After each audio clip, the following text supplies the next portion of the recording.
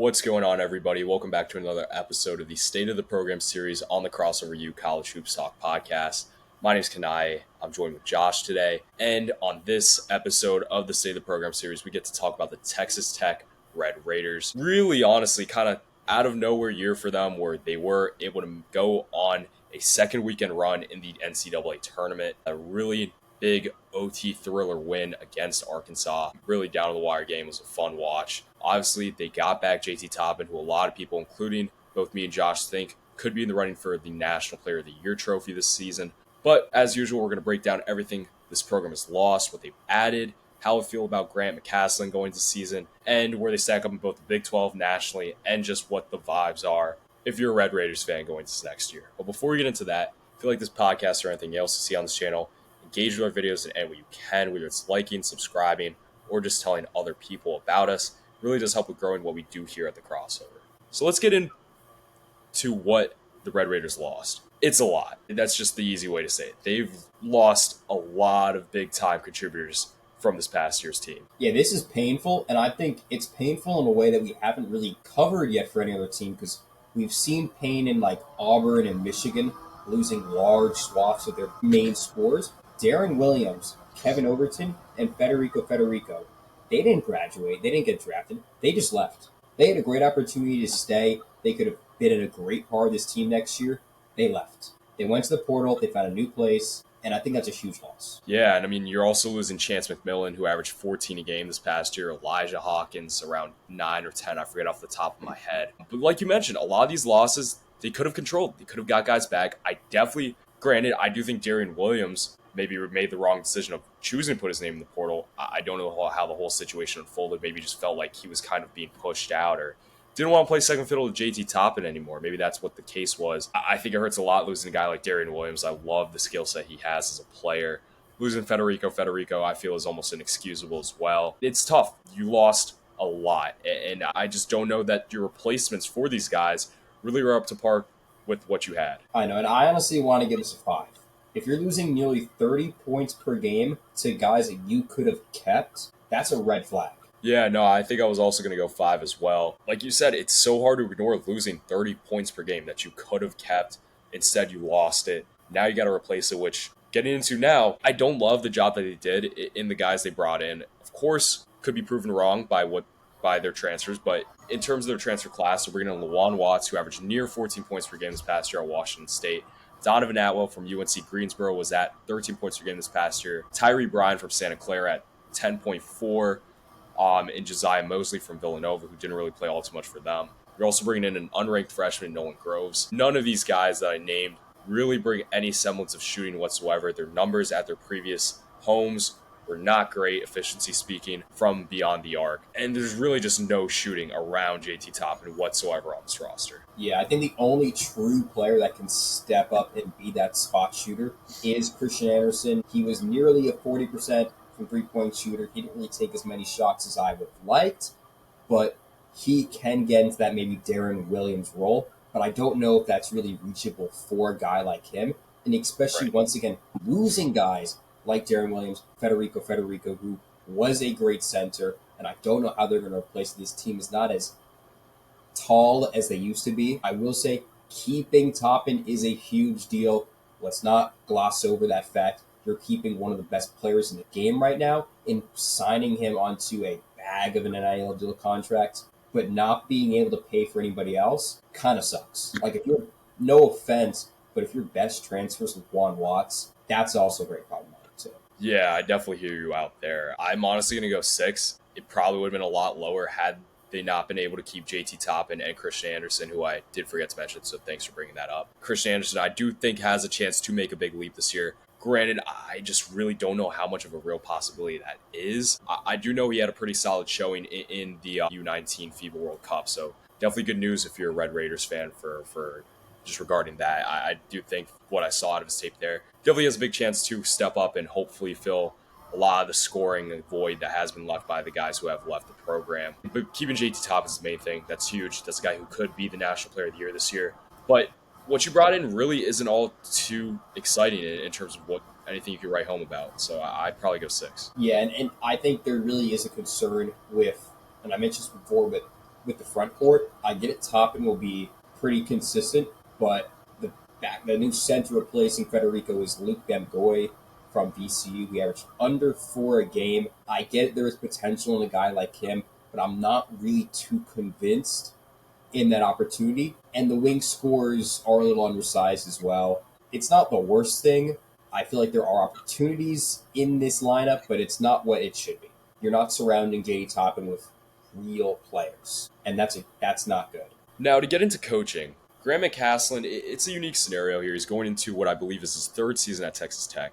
I think last year you definitely have to give a big bump to him in where he kind of stacks up in the Big 12 coaching-wise, just with the job he did in developing his players, getting them, a lot of these guys to step up and be double-digit per night scores.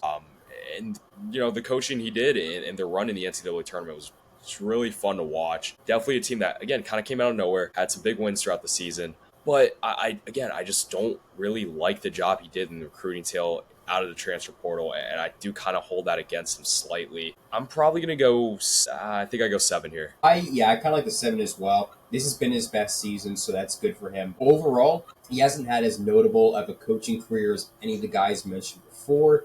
He's not really that big of a coach as well. Like, his name is not really mentioned the same way you would think about any other coach we've mentioned in the past. I don't think that's the worst thing in the world, but the charge that you need as a coach nowadays in any NCAA is very big, and McCaskill doesn't really bring that right now. I get it, the team was more or less made by him to run, but I felt like J.D. Toppin and Darren Williams had their own specialty going on the court that McCaskill wasn't really the main proprietor of from last year. So we're going to throw 7 out to him for that. that. 7 is, I think, that was what I was thinking too. Another thing McCaslin's going to have to deal with is figuring out who he's going to throw out in his starting lineup. I do feel it's fair to give you guys what our projected starting lineup is going to be for the Red Raiders. Me and Josh both have Christian Anderson, Donovan Atwell, Lawan Watts, JT Toppin, and Luke Bangboy rounding out the starting 5. It could go a lot of ways here. I do think you do have several guys who are dynamic with the ball in their hands and being able to break guys down off the dribble. JT Toppin, of course, could break off for 40 on any given night. But again, there's no shooting in that lineup whatsoever. There's no shooting on this roster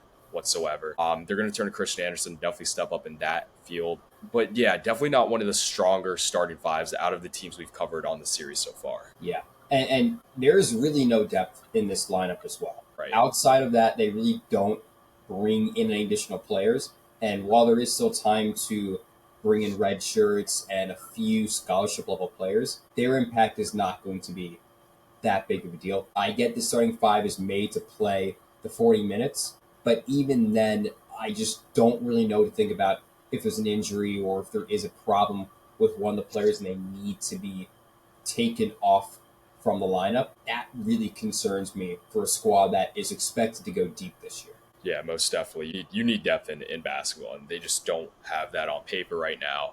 To get into how they stack up in the Big 12, let me tell you, there is going to be lots of opportunity for big resume-building wins that they're going to be able to come by. They're going to play in a lot of quad one games like Arizona, Houston, BYU. I already said Arizona, but yeah, there's a lot of good teams in the Big 12 this year. Texas Tech is, on paper, going into conference play, probably a top 4 or 5-ish team in the conference. That being said, though, I don't think they really match level of the names I threw out there in the Big 12 so far. I just think, yeah, they're going to play in a lot of big games. I just don't think that they're going to win them. I definitely can see that. And it was kind of like that last year with Texas Tech. They did get some good wins. That Kansas win is very, very memorable. They did great against Houston. I don't know if that's really going to happen. I'm not saying it was specifically just luck that allowed Texas Tech to rise to the occasion in these games. But I don't think this is a season that you can look back on and say everything was planned out, everything was done with skill.